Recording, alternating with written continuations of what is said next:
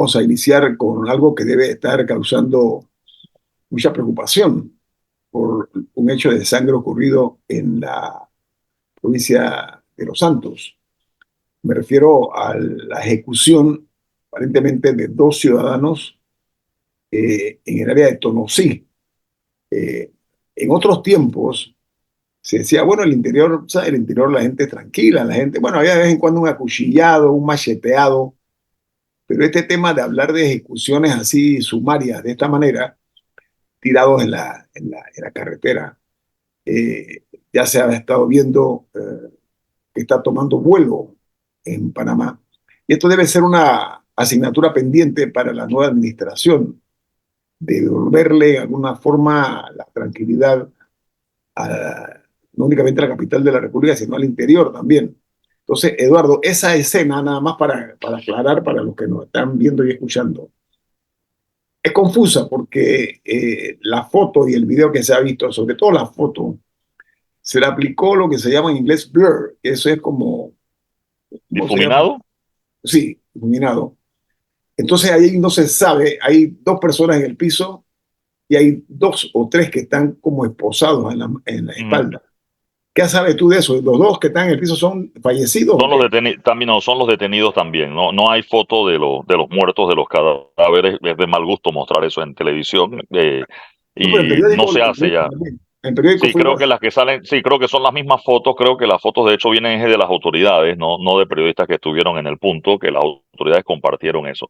¿Qué pasa, Guillermo? Y los que tengan la oportunidad de ver un mapa de Panamá y lo tengan allí, tracen una línea recta, horizontal, directa, desde Guánico abajo, que es el lugar, esas playas de Guánico abajo, eso es Tonosí, es el extremo sur de la península de Azuero. Si tú trazas una línea recta de allí, estás en la frontera de Panamá con Colombia. Exactamente en la frontera de Panamá con Colombia. Entonces, esa ruta para efectos de navegación, incluso creo que es hasta más cerca de Ciudad de Panamá, ese punto de la frontera de Colombia, que Ciudad de Panamá. Esa es una línea recta que va allí por el mar y es una ruta que se ha convertido en paso del narcotráfico, ¿no? Llegar a Panamá, en vez de tratar de llegar a la ciudad de Panamá, llegas a ese punto. Ya ha habido casos de pistas incluso clandestinas, hubo una vez donde agarraron a unas personas en una avioneta preñada con droga, otras personas con gasolina de avión, etcétera, y situaciones que se han dado allí. Y en el caso específico de Tonosí, todas esas playas que están allá, Búcaro, la que se llama Cambutal, así como hay playas que son Conocí sitios Capital. turísticos. Exacto, que son sitios turísticos importantes, resulta que también han sido objeto de desembarque del narcotráfico. Por eso es que Esa, está la presencia importante allí. esa carretera, el tramo ese de Tonosí, Cambutal y otras por allí, en un tiempo era una buena carretera. Si esa carretera se ha mantenido bien, pues facilita muchísimo más esa teoría que tú Sí, estás. de hecho hay un tramo importante que se hizo desde Pedací, del poblado de Pedací, que también tiene mucha actividad, hasta Isla Cañas o hasta Cañas, que se cruza ahí para Isla Cañas, donde hay refugio de vida silvestre, de tortugas, etcétera. Que esa carretera la hicieron nueva hace poco. Entonces, sí, Eso hay me refería. un tramo bueno y usted para llegar a Cambutal, la carretera está buena.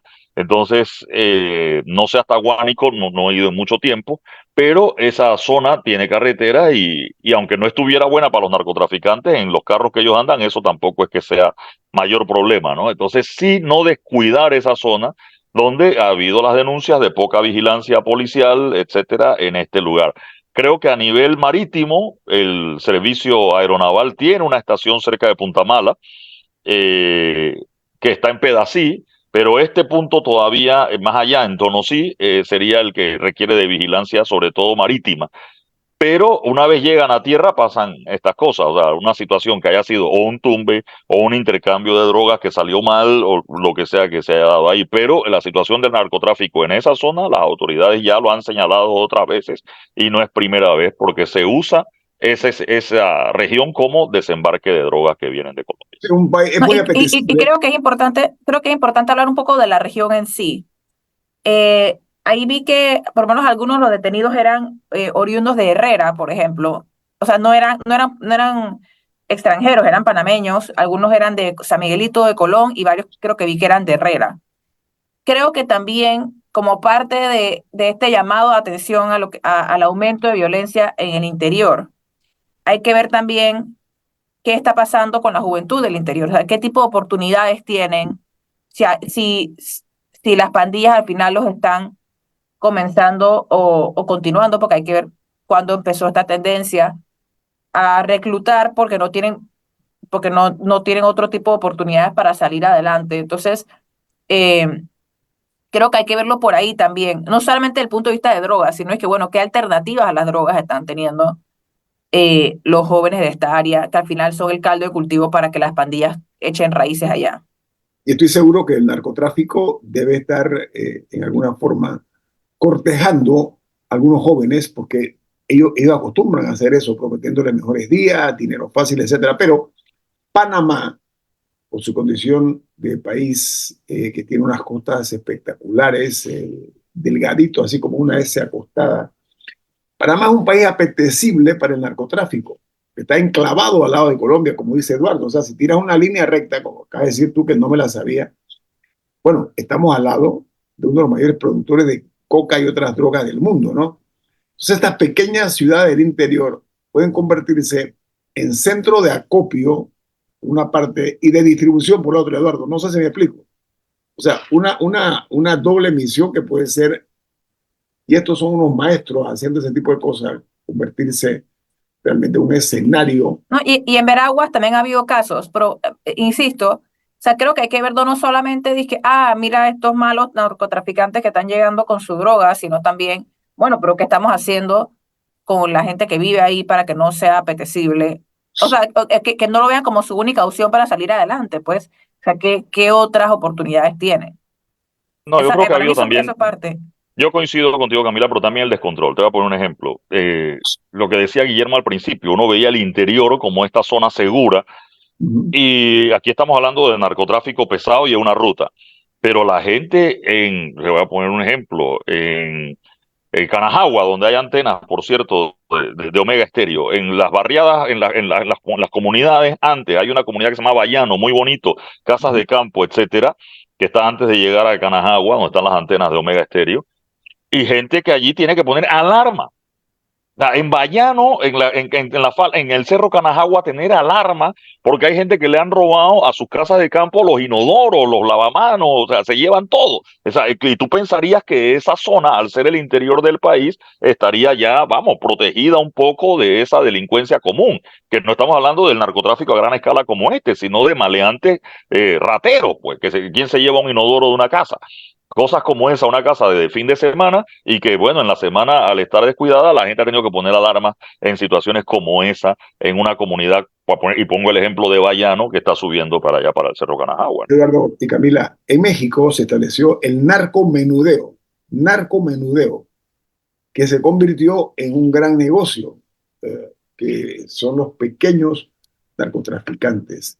Posiblemente en Panamá haya que ponerle mejor atención a eso, no únicamente a los grandes capos. No estoy diciendo que se les deje a un lado, simplemente mirar un punto más hacia el suelo nuestro y ver esa realidad porque las tendencias se dan, comienzan en un país y después eso es como se va contaminando.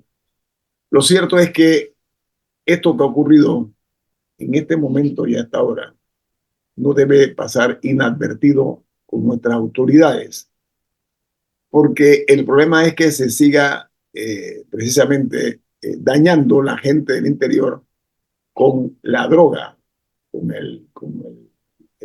que se llaman las narcomafias, los grupos, los grupos estos que se dedican a este tipo de actividades que están en otras naciones, en otras latitudes, cooptando a la juventud. Es la parte, Camila y Eduardo, que creo que hay que mirar con mucho detenimiento.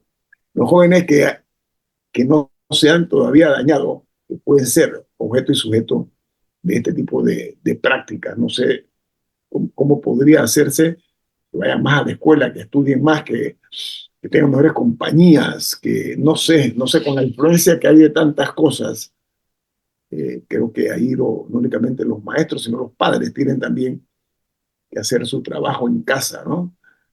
Porque cada vez los padres dan menos tiempo en casa por razones de trabajo, etcétera. No obstante, hay que tomar medidas, si no heroicas, fuertes, firmes, y que este caso, repito, ojalá no quede en la nada, como en otras ocasiones, que fluya la información de cuál fue el móvil real, porque a mí me preocupa que en muchos casos cuando hay algo como esto, lo primero que dicen es tumbe.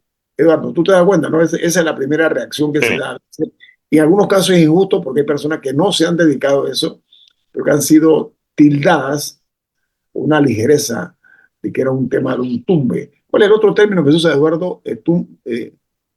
Tumbe nada Sí, más. se usa tumbe, pero ajuste de cuentas, esa otra Ajuste. palabra que usan ellos con frecuencia, y creo que Ajuste. ahí es donde hay temas de revisar, porque aquí cada vez que hay un muerto, lo que nos da la policía es el prontuario del muerto, como Ujú. quien dice, bueno, no, estuvo preso y acaba de salir de la cárcel, le dispararon hace un año, que es la tercera vez que atentan contra su vida, aguanta, aguanta, eso no significa que no hay que hacer una investigación de quién fue, ya el muerto está muerto. Pero y así sea entre pandillas, así sea por una situación de ajuste de cuentas entre maleantes, eso también requiere una investigación y saber qué maleante fue el que mató al otro maleante, pues como lo ponga. Pero sí, aquí no es un tema simplemente de tratar de hacerlo ver como un hecho aislado entre ellos, porque cualquier ciudadano que va pasando por ahí, que fue a la playa, que las hay en ese sector de Guánico abajo, resulta que termina involucrado en un tema como ese, pues Daño o colateral, alguien, le llaman. así es colateral, o al revés, cualquier ciudadano decente que tenga una camioneta parecida a las que les gustan a los narcotraficantes, te para la policía y tienes un lío por una semana o por un mes o por un año, pues solo por estar en el lugar parecido, en un carro parecido al de los narcotraficantes. Y sabes que yo quiero proponer algo.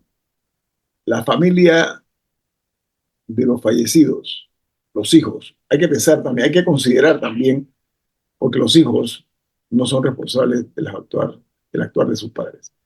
Vamos al corte comercial. Esto es En Perspectiva, un programa para la gente inteligente como usted.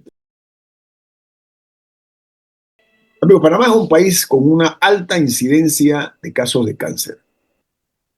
Se me ocurriría pensar que es numerosa la cantidad de familias que en algún momento algún pariente ha sufrido el impacto de este flagelo universal.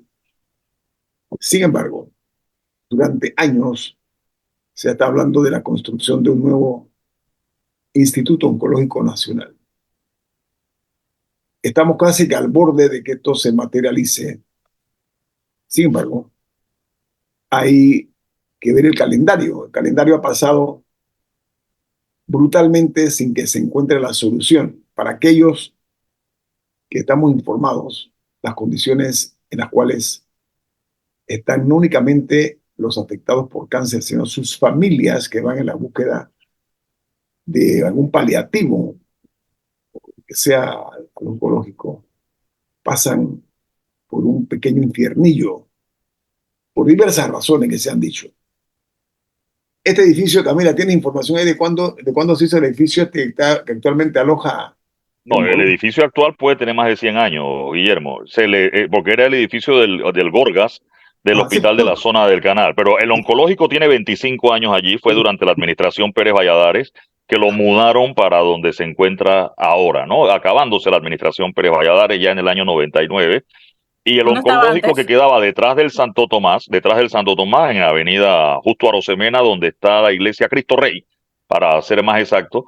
E incluso en el gobierno de Mireya Moscoso, que se remodeló el Santo Tomás, como el oncológico estaba recién mudado y ese edificio estaba vacío, urgencias del Santo Tomás, etcétera, estuvo ocupando el área donde estuvo el oncológico, ahí en la Justo Arosemena, al lado de la iglesia de Cristo Rey. O sea que allí donde está ahora tiene 25 años.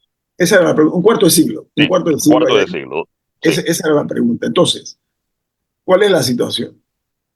Falta menos una semana, 5 días para ser más preciso, para que se presenten las propuestas para la contratación de los estudios previos, lo que se conoce como diseño arquitectónico, desarrollo de planos, etcétera. para la construcción de la fase 1 de este nuevo instituto oncológico.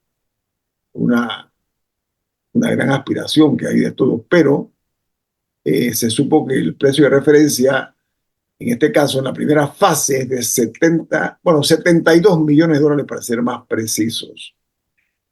Pero en la homologación inicialmente llegaron 22 empresas, pero esto está en riesgo porque una empresa ha estado obstaculizando, está con una protesta o recursos, Reclamo, ¿no? reclamo, y todo está detenido. Entonces ahí el temor de que volvamos a cero, que se vuelva a provocar otra dilación o postergación más de este edificio del oncológico. Entonces, yo quisiera llamar la atención porque el reclamo este en contra del acto público va realmente a detener todo. O sea, vamos a partir nuevamente del kilómetro cero. No me parece justo. O sea, el reclamo no es que no me parezca justo, me refiero que se le siga dando largas y largas y largas. Porque miren, hablando del interior, el número importante de ciudadanos y ciudadanas que vienen del interior a amanecer aquí a la espera del servicio, al igual que el Seguro Social, lo mismo, una crisis que hay allí.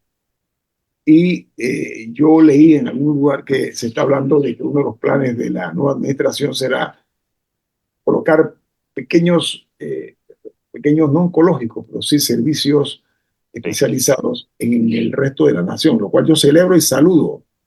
Y ojalá se materialice pronto porque esa es una necesidad impostergable. Camila y Rubén Hay, hay, hay varios temas, Guillermo, importantes. Hablábamos primero de la mudanza del oncológico. Cuando el oncológico estaba en Justo Arosemena y el resto del Hospital Santo Tomás que está allí, más los otros servicios médicos que da el Hospital Santo Tomás y el Hospital del Niño, se dio una situación muy particular y digamos, el ecosistema alrededor del hospital. Si usted lo nota, en esa zona hay muchos hoteles, hoteles pequeños, hoteles de ocasión, hoteles de paso, pero hoteles de viajeros.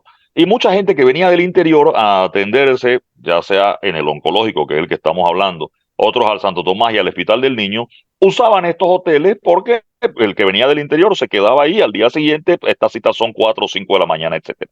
Se muda el oncológico para el antiguo Gorgas, eso se dividió, una parte para el oncológico y otra para la corte, y también las oficinas administrativas del Ministerio de Salud están en la parte de atrás, se mudaron para allá. En esta zona no había hoteles, como los que sí había por el área de Avenida Perú, justo a Rosemena, Avenida Cuba, etcétera. Entonces ya la madrugada era distinta. La falta de servicios, como dices, en el interior. Hay buses que salen de las tablas todos los días a medianoche para llegar a Panamá a las 4 de la mañana para que esa gente se atienda en el oncológico, pudiendo tener alguno de esos servicios en el resto del país. Y dos, lo que ha pasado ahora con la Ciudad de la Salud, debo decirlo, y que va a generar un problema también. Problema no sé si es bueno o malo, pero problema al fin y al cabo, es que la Caja del Seguro Social ha creado este centro, instituto, no sé cuál es el nombre más preciso, de cancerología, donde así, han comprado equipos modernos también y en teoría, si todo el asegurado que hoy se atiende en el oncológico pasa a este centro de cancerología, eso aliviaría la carga sobre el oncológico, pero dejaría al oncológico también desprovisto de un montón de cosas. No sé qué porcentaje, pero una buena parte de los médicos que están en el oncológico son médicos de la Caja del Seguro Social, de planilla de la Caja del Seguro Social, que van a salir del oncológico para ahora irse a este centro de cancerología que va a estar en la Ciudad de la Salud, que ya está y que entiendo es muy moderno. Más el reclamo que se tiene el oncológico y la Caja del Seguro Social de la cantidad de pacientes que atiende el oncológico que son asegurados y que la caja tiene que pagarle al oncológico y a veces estos pagos no son rápidos o toman un tiempo o la cuenta que dice la caja no es la que tiene el oncológico, a veces unos dicen que es más, otros dicen que es menos y que generalmente provoca una diferencia en los números que tiene uno. La caja ha hecho este centro y ahora viene la pregunta, con semejante inversión que hizo la caja, si se hace un oncológico nuevo, que es el que ha soñado mucha gente por mucho tiempo, no estaremos duplicando ahora servicios que a lo mejor era más apropiado construir quizás no el centro oncológico en el interior del país, pero ya una vez diagnosticado el paciente, la radioterapia, las quimioterapias y estas cosas, hacerla más bien cerca de su casa y no tener que venir hasta Panamá para eso. Mira, Santiago de Veraguas podría ser un centro, porque está Ujú. precisamente en el En la mitad istmo. del país. Sí. Entonces, esa podría ser, digamos que un primer paso para después ir expandiéndolo a otras regiones. Pero, pero hay que, y voy a adelantar lo siguiente. En el caso de la ciudad hospitalaria, ya debiera estarse estructurando, si es que no se ha hecho, y agradeceré que me lo digan, un sistema de transporte público eficiente para el acceso de las personas allá. Porque el que no tiene automóvil, Y con el oncológico actual y es un problema. Imagínense en la ciudad de la salud, es peor. ¿cómo se llama eso? Planificación, le llaman eso, ¿no? En otros países, ¿no? Perdón, esa palabra aquí, Es casi desconocida. Un gracias. Pokémon Ese mantenimiento. legendario. Está No, con mantenimiento más o menos en el el mismo mismo renglón, creo renglón, que el mismo tienen renglón. mantenimiento y planificación. Entonces, lo que quiero proponer es, ya debe estarse trabajando. Si es que no lo han hecho, si lo han hecho, pues obviamente que enhorabuena. Pero desde ya, el sistema de transporte para la ciudad hospitalaria, porque aquí no puedo olvidar que aquí se construyó un puente sobre el canal sin accesos, algo a mi juicio inapropiado a todas luces. No podemos Y que poner después la se cayó, y después se cayó. Entonces, y después se cayó que uno de los no, accesos. que no se repita esto. Ya tiene que haber y pensar en el usuario. Eso es lo primero. El usuario por encima de todo, sobre todo los que están afectados en su salud. Camila. No, y algo importante para revisar también, no solamente en el caso del oncológico, sino en general, es por qué, y quizás deberíamos invitar al director de contrataciones públicas para que nos lo explique, porque yo no lo tengo claro y no sé si alguno de ustedes lo tiene claro, por qué hay tanto conflicto en las contrataciones públicas en Panamá. O sea, hay algo del proceso, es normal eso, en todos los países se da que hay reclamos por 15 años y que tres empresas se pelean y que una para todo, o es que hay algo en nuestra normativa que permite eso, o algo que no se está haciendo bien y que abre las puertas a los reclamos. Lo hemos visto en muchos temas, Sí. en No, mega obras o en obras pequeñas. y el reclamo puede ser legítimo, y si es por un tema de falta de transparencia, yo estoy de acuerdo con que se haya el reclamo. Me explico, que no se busque favorecer a alguien, que muchas veces el reclamo ha frenado la intención de favorecer a alguien. Pero también sabemos, Camila, como lo planteas, que hay otros reclamos que simplemente son de malos perdedores, o de gente que ni siquiera estaba bien en la jugada y se quieren ellos rebuscar. No he dicho que este sea el caso, aclaro, pero los reclamos terminan es entorpeciendo y alargando cosas porque querían favorecer el negocio de alguien o porque el negocio de alguien no se vio favorecido en el camino y lo que sale afectada es la población. Reitero, si el No, y reclamo es también, por falta de transparencia, yo apoyo el reclamo, pero hay reclamos no, yo que estoy son de solo acuerdo, por dilatar y por buscarse sí. un negocio que a lo mejor ya estaba señalado para alguien. No, Malos y perdedores. claramente hay reclamos legítimos, y estoy totalmente de acuerdo con eso. Lo que digo es que hay que revisar por qué hay tantos. O sea, si es algo, es casi parte del proceso esperado. O sea, casi que se calculan los tiempos de que, bueno, y estos meses son para el reclamo, asumiendo que va a haber un reclamo. Eh, entonces, revisar por qué hay tantos y si hay manera de arreglar las cosas para que los procesos sean un poco más abiertos y eficientes, etcétera, para que no se generen los reclamos. Y dos, cuando hay reclamos, debemos tener mejores maneras de solucionarlo. O sea, tiene que haber procesos un poco más expeditos, sencillos, pero al mismo tiempo rigurosos y justos para que, ok, reclamaste bien, pero que eso no signifique que pasan 10 años y todavía no hay la obra no está o no se logra solucionar. Creo que va por dos vías. Pero yo le agrego a eso que se tiene que consolidar la parte de la transparencia. ¿Ok? Cuando las cuentas no están claras, se presta para toda suerte de tropiezos, por no decir de travesuras. Y aquí se sabe de mucha gente que entra en una licitación para especular. Sobre todo hay casos en los que logran entorpecer las obras, como bien dices, lo cual repercute negativamente en los que necesitamos la obra, que somos todos. En el caso del oncológico, ojalá que esto se pueda resolver, este diferendo que hay en este momento, porque saben que el oncológico no puede continuar en estas circunstancias. Los pacientes no se merecen esperar tanto. No se lo merece. No se lo merece. Es hasta un acto inhumano. De hecho, ya es maltrato, porque una cosa es no merecer y otra cosa es cuando ya llega al maltrato que se le está dando al paciente que busca atención. Vamos a humanizar un poco más la medicina. Humanicemos todo, pero sobre todo el sistema, la forma como algunas cosas se hacen. Yo quiero felicitar. Mira, ese hospital del niño está avanzando, por lo que veo. O sea, yo lo veo, la parte de afuera está avanzando a Camila paso. lo tiene vigilado. Sí, sí, está avanzando bastante, Ya hacen bastante rápido. la evaluación diaria que usted hace. No, sí, sí está avanzando bastante rápido, hay que ¿Verdad? reconocerlo. Yo paso por ahí y veo que estaban, de verdad, lo cual me complace y Pero muchísimo. al mismo tiempo empezó como 10 años tarde, no hubo un conflicto como de 10 años o quizá menos, pero que fueron años de conflicto para que empezara la obra. Esa es parte, ahí tiene, ese es el caso. El Hospital del Niño, ahí hubo boxeo, jiu-jitsu, karate, dime otra disciplina, Eduardo, de todos los deportes incluidos ahí para ver cómo se hacían de ese contrato y miren lo que ha pasado. Sí. 2024 y no se ha terminado todavía. Bueno, vamos al Y corte. hay otras peleas y después con el equipamiento, esas son otras, ¿no?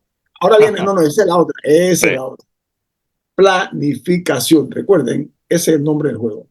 Y transparencia. Vamos al corte comercial. Esto es En Perspectiva, un programa para la gente inteligente como usted.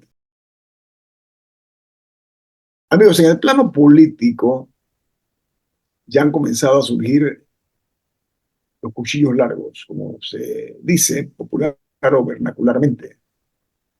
El resultado de las últimas elecciones trajo algo que agravó. Había ya antes del proceso electoral partidos que estaban sumidos en batallas internas. Es un hecho conocido.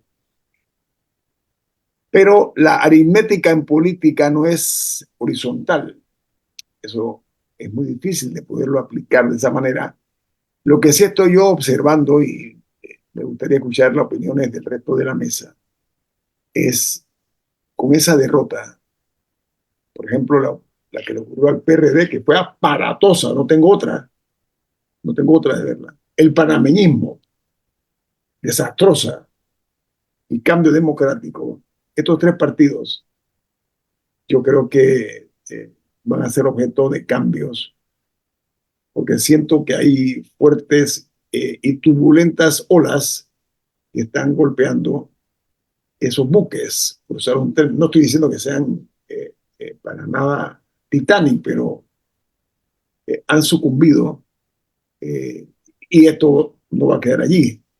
En el caso del panameñismo, estaba observando, yo panameñista, partido de los más antiguos de este país.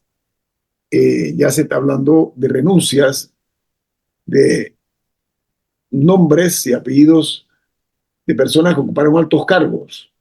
Están hablando de que van a renunciar al partido. Yo creo que tiene que haber en la política algo de lealtad. Y en los momentos difíciles es cuando se mide la amistad.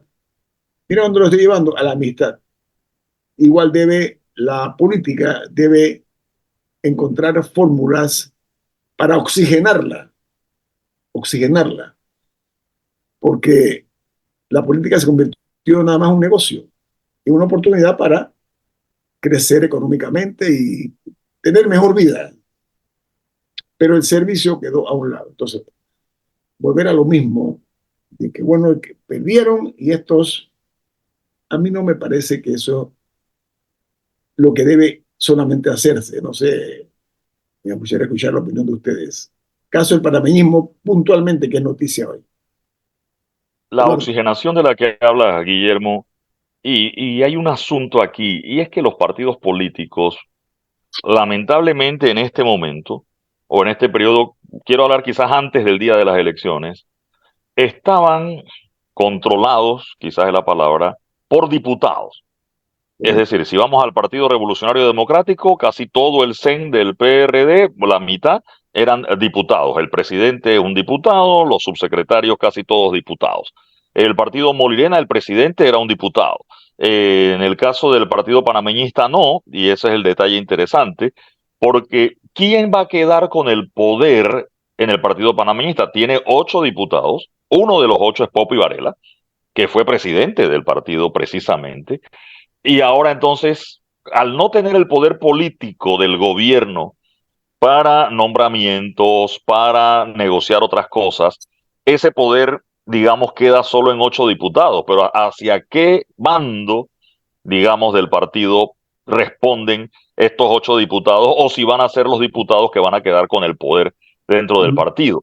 El PRD ha hecho mutis. Por lo menos el Partido Panameñista tuvo su actividad ayer. En el PRD, yo no entiendo cómo un propio diputado, en el caso de Pineda, que es miembro del CEN, dijo que casi pierde la curul por estar siguiendo las instrucciones del partido, pero si tú eres el que da las instrucciones del partido, siendo parte del CEN. O sea, fue un mensaje, hasta el propio Benicio Robinson dice que por estar con el tema del partido casi pierde la curul también. Entonces, vamos, si ellos son los que dictan o determinan la línea para referirnos a un término, en el caso específico del glosario de términos del PRD, ¿no? Línea uno de esos.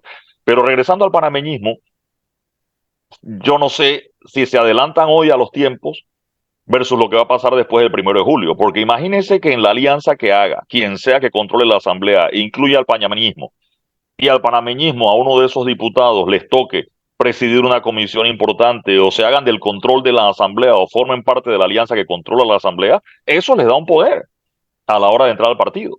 Entonces, van a limpiar eso, van a negociar eso. Yo creo que es parte de los tiempos y qué quiere el Partido Panameñista después de 2 derrotas seguidas, 2 derrotas grandes, la anterior al final del gobierno de Varela y esta en la búsqueda de llegar al poder en una alianza con Cambio Democrático que no les funcionó. O sea, el pase de factura dentro de ellos es fuerte. Yo siento que va a haber un recalentamiento de la retórica. Miren mis palabras, ¿eh? Incluso a mí se me ocurre pensar que en lugar de buscar el diálogo y la concordia, viene una confrontación, porque creo que ante esta respuesta que sufrieron por parte del electorado, un acto de realmente donde para mí debe primar la cordura y no los intereses y los negocios turbios, de ver cómo lo hacemos con las migajas que han quedado después de esta amarga derrota, ¿no? Estoy tratando de hacer una visión en blanco y negro de lo que ha ocurrido. Y en el Partido Panameñista, como dice Eduardo, está el caso, por ejemplo, de José Luis Varela, ¿no? Pero no olvidemos que está la señora Miriam Moscoso también, que es otra fuerza dentro del panamismo, como dentro del PRD. A ver, una cosa es el lenguaje propio del tiempo electoral, otra cosa es post-derrota. Son dos cosas distintas, ¿eh? Pero eso genera una caldera emocional, sobre todo entre los líderes. Y generalmente la gente no acostumbra a aceptar las derrotas en base a sus responsabilidades. La forma como los diputados perdidosos terminaron sus días realmente debe llamar la atención a los propios partidos, no únicamente a nivel de la cúpula, Eduardo. Ver cómo Benicio Robinson gana, ¿cómo se le dice popularmente? Raspando, se le dice, ¿no? Sí, Casi raspando. Un hombre con tantos recursos. Mira, casi que la pierde. sí, llegó gateando. Bueno, imagínate que Benicio Robinson dice que por seguir la línea del partido casi pierde su curul. Lo que acá dice Eduardo. O sea, la línea del partido, o sea, su línea. El que tenía la pluma para marcar la línea. La línea que dicta él, vamos. Exacto, sí. Hay un grado de cinismo rampante olímpico que a mí no me causa gracia, me parece que es inapropiado, ¿no? Pero realmente hay un silencio cuasi sepulcral dentro del PRD, lo cual me indica que debe haber allí un cocinadito, como se dice vernacularmente, ¿no? Debe estar cociéndose algunas cosas allí que se están manejando en silencio, porque déjeme decir algo, es la peor derrota electoral del PRD, la peor en la historia. El panameñismo, que es otro partido grande también, Cambio Democrático, un partido grande. Miren la condición precaria en que terminó. Esto indica que ojalá hayan aprendido la lección. Ojalá hayan aprendido esta derrota y les sirva para mejorar la calidad de la política en Panamá. Creo que de eso se trata. Tenemos que irnos. Ya viene en breve la periodista Lorena Castillo con su programa Altavoz. Ha finalizado En Perspectiva, un análisis para las mentes inteligentes por los 107.3 de Omega Estéreo.